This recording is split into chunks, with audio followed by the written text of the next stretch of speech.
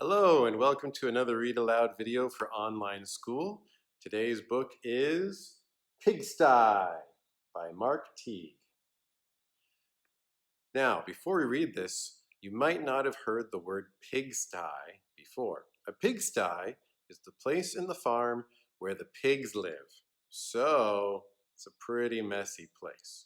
But in this case, the pigsty is his room, the boy's room. So how do you think his mom feels about his room being a pigsty?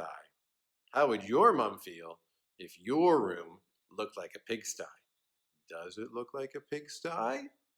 I hope not. Let's read and find out what happens. Pigsty by Teague. Monday afternoon, Wendell Fultz's mother told him to clean his room.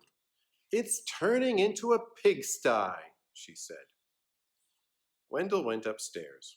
Much to his surprise, a large pig was sitting on his bed.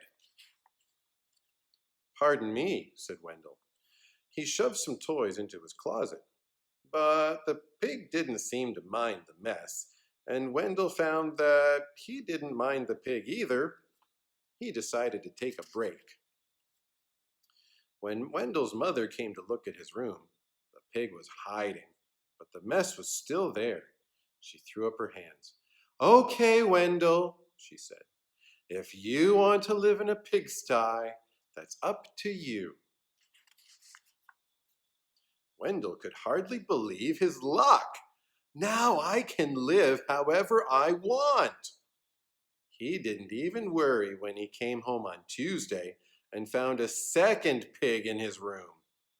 The mess had grown a bit worse, but he was able to jam most of it under his bed. "Pigs are all right," he said, "as long as it's only one or two." In fact, they had a wonderful time. They played Monopoly until late each night and left the pieces lying all over the floor.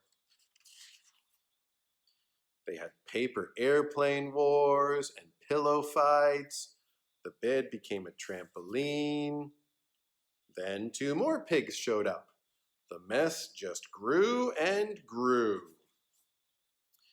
That night, when Wendell went to bed, the pigs were lying everywhere. They rolled up in his blankets and hogged his pillows too. Wendell told himself he didn't mind, but then he found hoof prints on his comic books. And Friday, when he got home from school, he saw that someone had been sitting on his basketball, and his baseball cards were chewed. "That does it," said Wendell. "I've had enough." He ran downstairs to tell his mother. "Sorry," she said, "but your room is your responsibility." She handed him a broom. Wendell started to complain. The mess was too huge. But suddenly he remembered a saying he'd heard, that many hooves make light work.